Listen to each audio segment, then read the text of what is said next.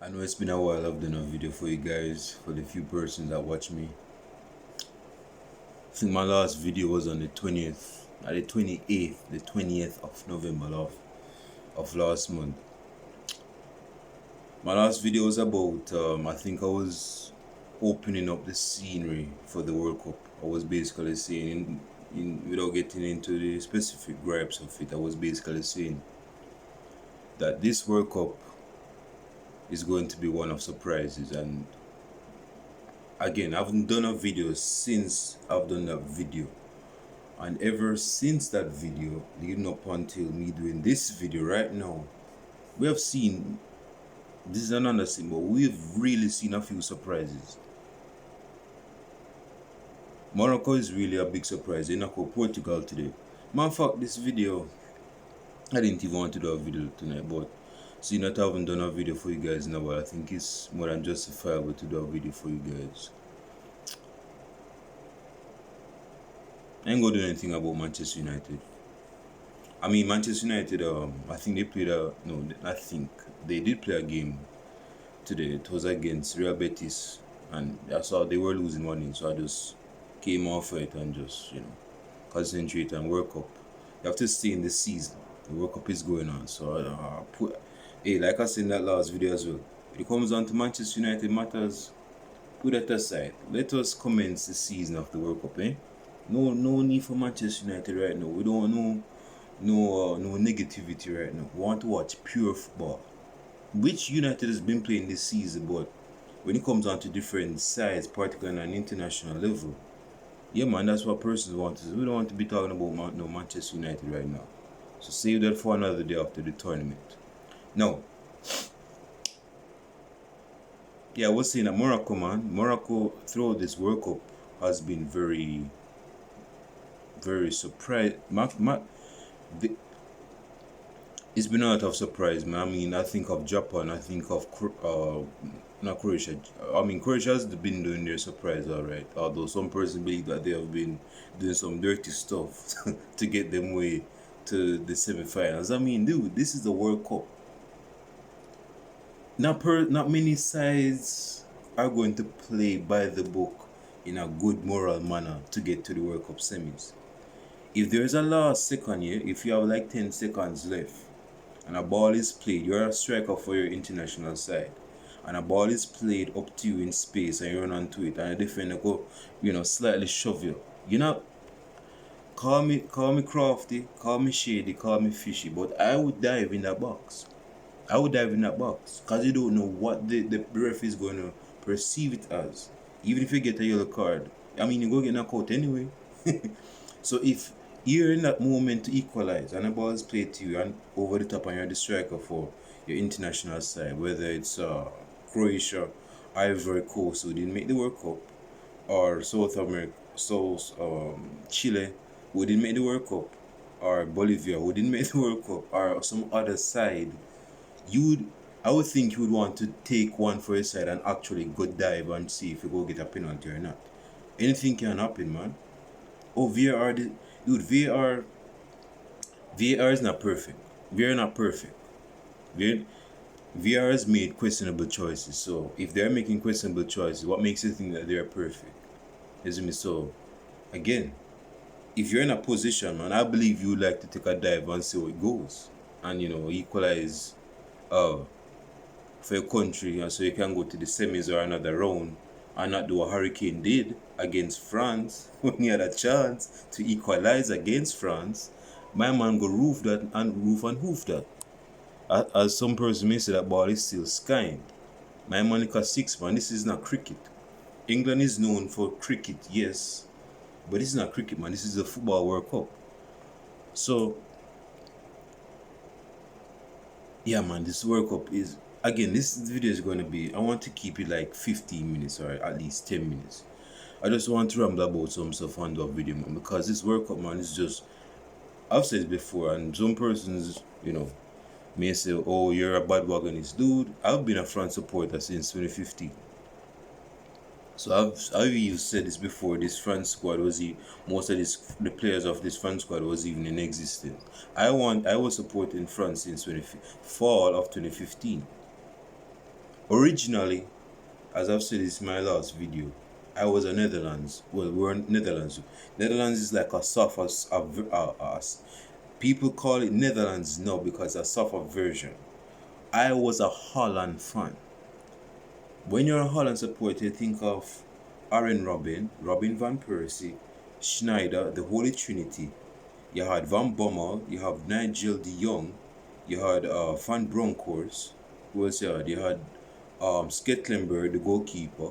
Who else you had? You had Heintinger from defense. Who else you had? You had Elia, who was good on the left wing. You had Affley. I could go down the list. But anyway, the reason why I basically was, cheating with France on the side was because Netherlands was not competitive enough to qualify for the World Cup or to qualify for the Euros. I don't even think they went to the Euros in 2016. Netherlands didn't go in the Euros 2016. So I needed that. See, as I've mentioned in my last video, most persons are not going to admit that they have a secondary side or a third side. I have two sides. Netherlands, it's Holland, but it's Netherlands now because they're soft now and they get knocked out. And France, the Les Bleus. So I'm a Les Bleus fan right now. Certified. So I'm not saying France go win the World Cup. I'm a supporter of France because what they won the World Cup previously. No, I've been saying this since 2015. So this is not new on the block. Germany, I'm serious about Germany, man. Like I told you guys, there will be surprises in this World Cup, and surprises came on the surface. It's going to take a good while for Germany to get back to the way things were in 2014. Germany have good players, but I've mentioned it before. Germany is a slow side. Why are you playing Sule as right back? That's like playing Phil Jones that didn't go to the World Cup for England, or playing Harry Maguire as right back for Germany. You can't be playing Sule as a right back, man. You don't have a right back, another right back.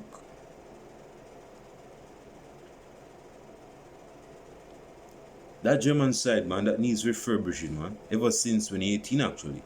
With Ozil retiring, with Lam retiring, with Hummels retiring, with Toni Kroos retiring, that squad has passed its peak. And it's not refurbishing. And now you have Manuel Neuer and Thomas Muller. I think they've called it quits on their international duties. I'm not sure. Don't quote me for it. I'm not a Germany fan. It's me. But they're from the era where they won the World Cup in 2014. Is me? So they're not the same ripe, seasonary side from Germany in 2014 that won the World Cup. Is me? They have been washed up over a good while. I mean, some of them are still performing on a club level, but internationally, no, man, Germany is not it, man. You still have a lot of cleaning to do, man.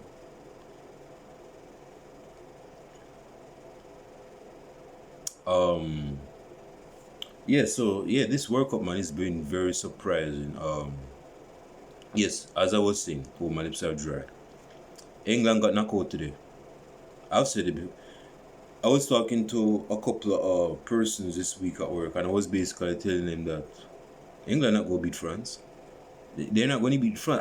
I don't see England beating France. I don't see it. Couple persons came against me and said, "Oh, England go beat France. What you talking about? England go beat France. England has a better midfield than France. France is going to lose this game against them." France didn't lose against England. No, I'll say this. In terms of the midfield, we don't have the best of midfields in the tournament. We have this young Paul Pogba lookalike youth from Real Madrid, and we have this youth from the old age Juventus, Rabiot. I call him the French Scott McTominay because I don't see. Well, like when Man United was linked to this bridge, I don't see what are the where he plays in midfield, whether he's a defense midfielder or a box to box, or he's a ball carrier or whatever he is in midfield. I didn't just want him just for another placeholder in the squad with no placeholder in the side with no value towards it. Not saying he's a bad midfield because he's obviously playing on an international level for France, but I'm saying basically that he's not what Paul Pogba brings to France. He's not what Conte brings to France. And those two are out of the World Cup. Not because they were suspended, but due to injury. Plus, Conte is not the same Conte of 4 years ago. So we didn't have the best midfield in the tournament. But still, you notice, I'm going to say this. Griezmann, not to get lengthy on it, but Griezmann has evolved ever since 2016. In 2016, not to give you a history lesson, I mean, some person may know this already, but in 2016, Griezmann was like the third best player in the world. He was a striker for Atletico Madrid. Griezmann was a striker for not only Atletico Madrid on a club level, but also on an international level for France. But Mbappe was still in his diapers on the 18th. So he didn't get a burst on the scene as yet. Griezmann was the man running the show in the Euros of 2016. He was our top scorer. You see me? And then, after the years has come by, Griezmann has evolved into more of an attacking midfielder. So, given what I just said, he's no longer a striker for... I don't know if he plays striker for Atletico Madrid, because I don't watch Atletico Madrid play football. I don't think they play football, period. So I don't watch Atletico Madrid playing football. But for France, Griezmann plays as a number 10. Persons think that, Griezmann is washed up, which I believe he's washed up to a degree. He's not the same Griezmann as 4 years ago, if not 5 years ago. But he still brings that number 10 style into that France midfield. Who else in that squad can play number 10 for France? Mbappe is a winger. We have to play him wing, and Dembele has to play wing. We don't want Giroud as number. Not saying that Giroud can't play as number. He can play more as a false nine behind the main striker, but that's not what the Deschamps want. It's almost 12 minutes. But the thing is that Griezmann is more of a number 10. He's added more panache, if you're French, more stability, more moderation to the midfield. So it's not a dry midfield with two donkeys of a defensive midfield. Not really donkeys, but in terms of the way how they play, defensive midfielders, not disparaging them as a person, but their position deep and having no number 10. That's not going to have no creativity. So anyway, Griezmann is the number 10 for France now. And he's the reason, one of the main reasons, is the reason why France is playing well right now. Brazil is out. Brazil is out. It's good to be the black sheep of a conversation. It's good to be in the odds of a conversation. Because see, when you feel vindicated, like myself, you feel vindicated when persons are talking, not down to you, but persons say, no man, that side they not go through, or this side they go through. That's what persons were saying to me yesterday. Like, for example, I wanted Netherlands to go through against Argentina yesterday, and I lost that bet. It was an unofficial bet because I didn't put money where my mouth was. But the fact was, Netherlands got knocked out by Argentina for the second time in the World Cup. And I wanted Croatia to beat not France. Hell if Croatia beat France. But I wanted Brazil to lose to Croatia. I wanted Croatia to go through. Croatia did go through. Whether by hook by crook, but they went through anyway. Whether it's by kicking on players, being foul, being dirty, they still went through. They've been doing this since 2018, so I don't see why persons are just catching on to it. Croatia is not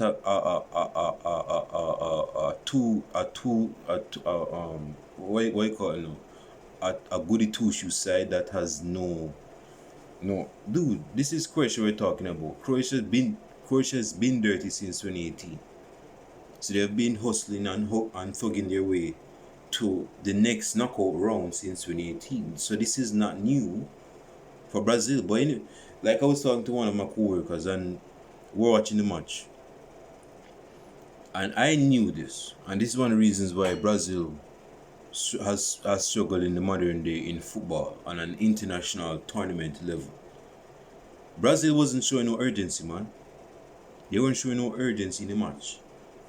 Brazil had flair for days. They had Neymar, they had Vinicius Jr., Richarlison, and Rafinha. That is 4 forwards on the pitch. 4. I had the midfield of Paqueta, that youth from Newcastle, and Casemiro in the midfield to lock up to protect the back four of whoever was playing the back four. With all of that attacking four, the fantastic four for Brazil, they were not attacking with any intent.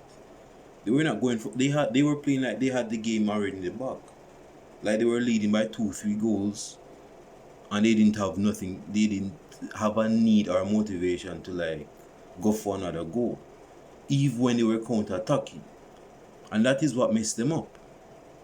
They were not showing any intent when they were counter-attacking. When they had an ocean of space in front of them, they were not attacking. And anyway, man, Neymar got a goal in the extra time. You guys watched the game, so I don't need to say what happened moment by moment. But what caught them out was that Croatia came about and got a deflected goal, equalized, make it go to penalty shootout and won. One of the crucial detriments of that game of Brazil versus Croatia was taking off this. Or you go take off this brethren in the 63rd minute. Or you go take off Vinicius Jr. in the 63rd minute. That is 3 minutes after an hour. The game is just fresh, man. That's not the 80th minute or the 83rd minute. Why are you taking off Vinicius Jr.? He wasn't playing bad in the 45 minutes or 60 second minutes he played football. He was actually doing his thing, but they were not playing with any intent though. That's the only problem. You had man like Neymar playing in a Griezmann role, playing deep in one of the midfield 3. Neymar was not playing as a winger in this tournament. Neymar is playing as a number 10. Either as a number 10 or as a third man midfield. Like he was actually in the 4-3-3, in the 3-man midfield with Casemiro and Paqueta or whatever his name is from Newcastle. Brazil deserved to get knocked out, man. They didn't show any intent, man. And on this Argentina thing against Netherlands, man, I didn't watch the game, but I saw some tweets and I saw the highlights. So I cannot judge from an objective standpoint on what actually happened because I wasn't watching the game at the time. I was going home, but I was keeping up with the score on my phone, so I wasn't watching the game. That game was foul. I think there were 18 yellow cards that were issued out from the referee. Netherlands, I was just talking about Croatia being dirty. Netherlands has been dirty in the World Cup, man. Since 2010, they have been dirty. No, actually since 2006.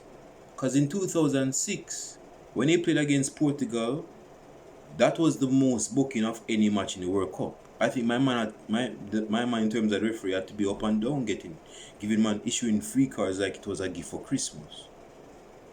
About 4 men get sent off, and I think about 12 or something like that get booked. That was a dirty game in 2006 of Netherlands. Well, it was Holland at the time. Let me just say Holland versus Portugal. Is me. In 2010, not just against Spain, but in that tournament period, although that's when I was, supporting Holland, they were dirty, man. Van Bommel was dirty. His hand wasn't clean. But they still went to the final because they had enough flair players, better players that can still bring them to the tournament. That was our best chance of winning the World Cup, man. I was sad when Holland didn't win the World Cup against Spain. This may sound petty of me, and maybe it is, but I held a grudge towards Iniesta when he scored that winning goal in the World Cup of 2010 final. But I just had to come to the conclusion that this is the World Cup, man. This is football, man. You have to come out of your feelings, man. This is just a game that you support, and because this is a game that you support, things ain't go away all the time. Plus, Iniesta, it's not like it was a bad player that scored the winning goal in the World Cup. Iniesta was a world class player, so it's not like I could bring on this bitterness throughout the years. Iniesta is one of the best midfielders ever. And speaking of that, Spain in the World Cup, man, what's up with that? Y'all get knocked out by who? Morocco. Oh, Morocco knock y'all out. let me just say, I know I'm going on a different time. I'm going to wrap up right now, so I just want to spitball a bit because I haven't been doing videos for a good bit, so I just want to get some things off of my chest, you could say. I like the Gavi and Pedri midfield of Spain. I like those two combined midfielders. It's like they're like the polar opposite of each other, complementing each other. It's like Iniesta and Xavi reincarnated, or what are their replacement. I just like them in midfield. As like I was telling someone else, man, one of the main reasons why Spain didn't go through is because they don't have no proper striker, man. You're playing a come as number 9, or as a false 9, however you guys play your football. Morata is not a striker to rely on in highly stressful situation. This dude doesn't even. I'm not saying Morata is a bad striker. I'm not saying that. But when it comes down to highly level situations, this is not the striker you guys want in your situation, man. You want a better striker like a David Villa, like a Fernando Torres, that will bring you out of that shell and bring in a more flight where you can actually win the game. So anyway, Morata, man, they didn't have a proper striker to lead them. Diego Costa could have played for Spain, but they didn't call up Diego Costa. And plus, Costa, I don't think they play that type of football. I don't think Luis Enrique wants to play that type of football. So, yeah, man, Spain has to evolve, man. Again, like I said with Germany, they have to evolve. They're trying to get their rhythm back, just like Germany, but they didn't get knocked out to the group stage. Spain got knocked out at the round of 16. Trying to find, they're still evolving. They're nowhere near their 2008 to 2012 prime. Spain, they're working on that. Is me. I mean, you have Busquets, man. Busquets been playing since what, 2008 for Spain. Y'all need a replacement with that, man. He can't keep up for all those years, man. My man's moving immortal, and he's not immortal. Oh man. I was just talking about Argentina and Holland before I went on a digression. Messi, man. Messi was moving mad. Messi was like a villain in that game. Again, I didn't watch the game. I saw highlights of the game and some he was moving like a villain, like he was an anti-hero in that game. Like, I don't even know where persons get this impression that Messi was all this good youth that always behaved himself. Now, I'm not saying that Messi is a bad guy overall, but for you getting this impression like Messi will not do is like this goody, this guy that's always good all the time. No, not for his country anyway. Messi will stand for his country. At 4'3", my man will stand for his country. So, no matter what the situation is, he's still stand up for his country. Now they're in the semi-finals. They knock out my side. They're in the semi-finals. And there's a good chance you're going to play against. It's who Argentina go play against? France or no? They go play against Morocco, no sir. No, we go play against Morocco. We as in France go play against Morocco. Okay, my thing. But I don't know who Argentina go play, but I don't know who gonna play. But what I'm saying is that Argentina was not the cleanest of sides in that game against Netherlands. That's the point I'm basically saying. It's not nothing complicated. Who else was a surprise? Um, yeah, man, this is the World Cup, man. I don't see France losing any game in this tournament. If France lose a game in this tournament, they didn't show up on the day. Because if France show up on the day, there's no chance a side can actually beat France. There's no. France is too in depth in any department on the pitch to be losing a match. I just told it about France being a bit weak in the midfield. They have a young youth that looks like Paul Pogba running the midfield with Rabiot. They don't have a Matuidi. They don't have a Paul Pogba. They don't have a N'Golo Kante to run that midfield. So they have to use those two youths with Griezmann slightly above them in the midfield, running things, adding balance to the midfield so it's not dry, it's not creative enough. But with that attack of Dembele and Mbappe, dude, that I've been saying this, man. I'm personally saying that Mbappe, Dembele, let me say this: do not sleep on Dembele. Dembele and Mbappe has been bringing it since 2017, and they have been developing ever since 2017. Mbappe came on the scene in 2017. Dembele came on the scene since 2017, and they have made their mark. Mbappe is a high status player. Griezmann has been a high status player. Giroud Giroud is a late bloomer. My man started playing for France when Benzema was in MIA for France, when he was suspended, and he started playing for France when he was 25. And now he's France top scorer. He got a very good goal today. And that knocked out who them knock out today? England? Is England the knock out? You sure it's England? The Three Lions. They say it's the Three Lions. So let's call it Three Lions. They knock out the Three Lions. The Leblers knock out the Three Lions and send them back to the UK. Portugal. And this is where my end. What a way to end your international career. No. Let me not talk any nonsense. I don't think he's ended his international career as yet, but he's basically said that this will be his last World Cup tournament. So let me paraphrase that a bit. So yes, my man has played his last World Cup already. He's been knocked out by Morocco by 1-0. It could have been 2-0, but it's 1-0, and they're going home. Now,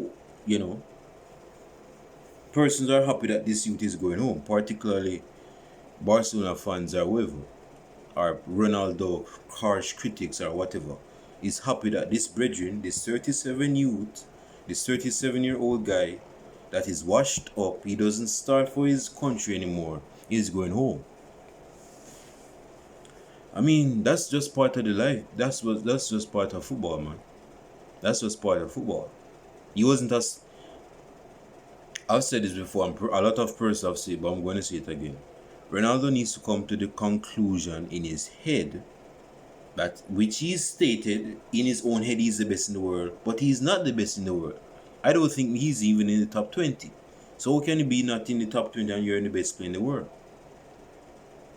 He needs to come to the conclusion that he's not that same player. That he used to carry Portugal ever since 2007, 2008, up to date. He's not that same player. He's a different player. He's just not a player, man. Portugal has evolved. This is probably the best excuse my Portuguese. This is probably the best Portuguese side in years.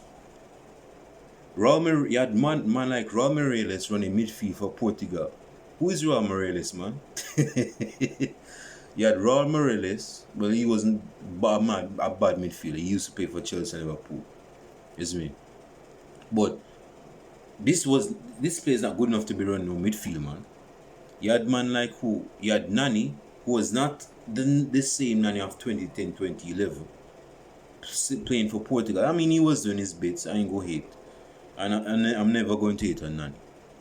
But the Portuguese side that Ronald was bringing, man, it's a miracle how he brought them to that to bring them as far as he did. But right now, that Portuguese side, it's a more polished, refined, processed side. It has better players. From the defense, where Pepe is still playing. They have Ruben Diaz from Man City, very good defender. They have two good fullbacks. They have a good midfield in the name of Bruno Fernandes. Said no one ever. I mean, Bruno Fernandes is still a good midfielder, whether you want to admit it or not. And they have Bernardo Silva and Joao Mario and some other good midfielders. And you have Joao Felix. You have Morales or Ramos, the striker. And you have a few other persons. So they're not a bad side. But they got knocked out today by Morocco. Is me, so make your statements what you like, man. But this again, this World Cup, as I wrap up, is one for surprises, man. Man, fuck. Let me see who Argentina go play in the semis. I just want to be sure.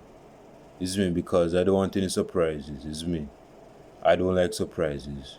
Oh, Argentina will play Croatia. I just remember. So that means that France will play. Well, basically consider, yeah, France is gonna play against Morocco in the next round. I'm expecting France to beat Morocco convincingly. But I ain't gonna call it as it, because it's too early to be calling that. And usually when you call a result too early, it's bad luck. So I ain't gonna do that. As far as Argentina and Croatia, I want bad luck for it. I always had a bounty for Argentina. I do not like Argentina because they beat Netherlands twice out of the World Cup. Period. Because see, in 2014, when Argentina knocked out, well, it was Holland at the time. Holland at the time, not Netherlands. Holland. When he knocked out Holland, man, tears ran down my face. I was depressed. I was dejected. I couldn't eat. I mean, I could eat, but I wasn't in the best frame of mind because my side got knocked out. And I believe that was the best chance we had to win the World Cup. And we lose it from some flimsy penalty that went off the bar and halfway past the line, and they give it as a goal. I didn't like that, man. On Facebook, I was saying some bad words. I was saying some profanity. My auntie would call up my father. My father he took away my phone because of the profanity I put on Facebook. Yeah, man, I was heated, man. I was vexed very heavily because my side lost. Because my side lost. I didn't like that, man. So anyway, that's in the past. So you have to put the past in the past. But I don't like, yeah. So Croatia, do a mad thing, bro. Do a mad thing. I'm calling this result early. I'm seeing Croatia in the final against France again. I don't want to see no Argentina nowhere near the final. Nowhere near the final. No. If they go to the final, for Croatia's sake, I'm going to make sure that France was going to be the menu, but I'm going to make sure that France demolish, destroy, decapitate Argentina and bring them back to South America or wherever the hell they come from. So I'm finished right there, so man. In all seriousness, it's a good. It's to be objective. Although I don't like Argentina, to be objective, it's good that Messi has brought Argentina this far. I have to say. Man, fuck, the past my man played against Netherlands yesterday. Again, it's not Holland, it's Netherlands. To go find the right back for Argentina to go score I don't know how Van Dijk allowed a pass to go through the defense. That was a world class pass. I don't even think it was enough power placed on the pass because it wasn't. The IQ of Messi, man, at the age that he is just underrated. Persons think Messi is washed up. No, from a physical peak standpoint, he's washed up. Like, Messi's not the same Messi of 2010 to 2017, 2018. There could be players just like that in the matter of seconds. I ain't looking for a shadow. That's not the same Messi right now. But still, apart from that, Messi is still a world class, man. Again, Messi is like top two, top three on his day. On his day, Messi is like a top two, top three, even top one player. So Messi is not like Ronaldo that's washed up. Messi is not washed up bad like that. Messi still has things to contribute to his side. So yeah, man, yo, it's good that Argentina came this far, but I would like Croatia to do a matting and not them, because I don't want to, for the justice and the peace of Netherlands, man. We don't want to be seeing Argentina go to no final, man. And hell, if Argentina go to that final, best believe they're going to bring up some dead photos of a dead man that died 2 years ago. They said that he was the main, pitcher for Argentina when they were in the World Cup in the 80s and the early 90s. They call him Maradona. I've never heard of this youth. I know of Madonna, but Maradona, I've never heard of Maradona, man. But they're going to bring up Diego Maradona's photos in the final. Best believe if they win the World Cup, which they won't, but if they do, which they won't, but if Argentina does, God forbid, that country called Argentina is going to be flooded, and it's going to be flooded with Diego Maradona photos, man. Flooded with it.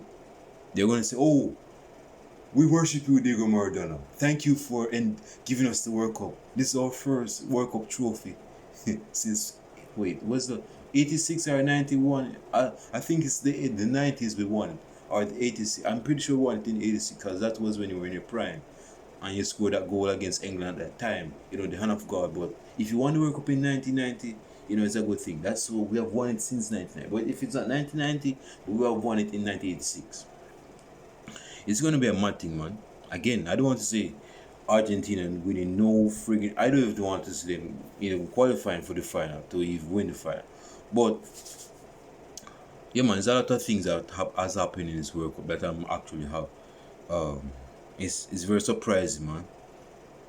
France beat the odds, man. Persons think that France would have got knocked out in the group stage because it's been a history trend. No, France break through. Listen, France doesn't only break records, we break trends, man. We break trends. We are not going to continue getting knocked out in no group stage. This is not no Italy. This is not no friggin' Brazil. This is not Germany. This is France. So I'm finished, man. Like and subscribe to the channel. I know this is not a Manchester United related video because it's not, but if you're a neutral fan, show your mutual appreciation by liking this video and leave your mutual appreciation in the form of comments in my comment section.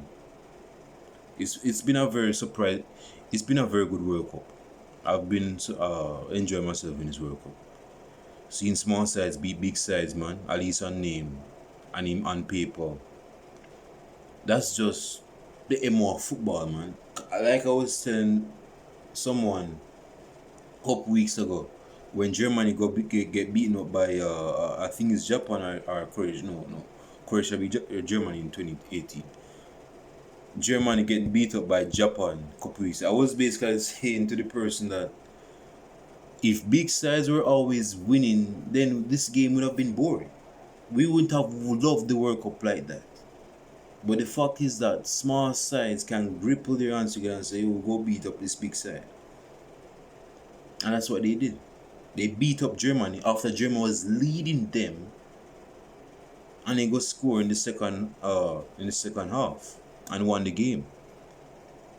So that's one reason why we love the World Cup, man. Not because it goes according to script saying that, okay, Germany is a big side and they're going to beat this minnow side.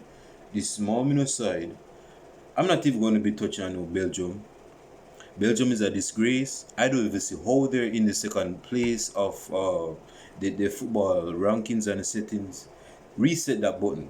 Put Belgium like in 17th place or or in 70th place. They should be nowhere near the second place. They're a disgrace. Big disgrace.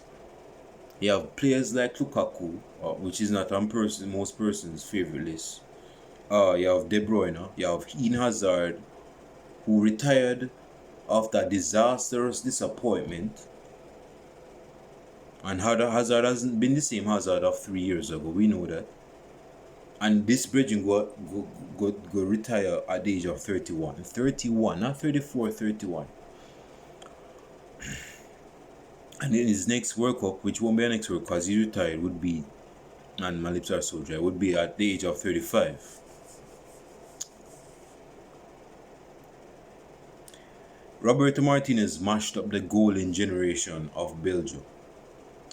If you look through the Belgium side, you would never think they would get knocked out at the group stage. Never, never. You have one of the best number 10s in the world, De Bruyne. You have one of the best number 9s in the world, Lukaku. You have one of the best wingers on the planet on his heyday, even Hazard, and his little brother. He can do his thing, but he's not on world class level like Hazard. We know that, but he can still do his thing. And they have good players like Stringbean in the goal. I call him Stringbean. They say he's Thibaut Courtois. I don't see. I'm troubling him. But he's a good goalkeeper still. Thibaut Courtois is a good keeper. You have Vincent Kompany, Toby Alderweireld, and Vertonghen in 2018. And you guys they played against France, so he didn't have no chance to go through. But the fact was that he had a good enough side from a golden generation to go beat some minnows in this group and you get knocked out with Canada. I mean, Canada was going home anyway. We all know that, but they should, like I said, they should have beaten Belgium in the first game. They should have beaten Belgium in the first game.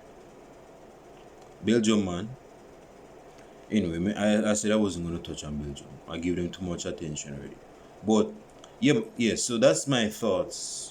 Brief thoughts on the World Cup so far.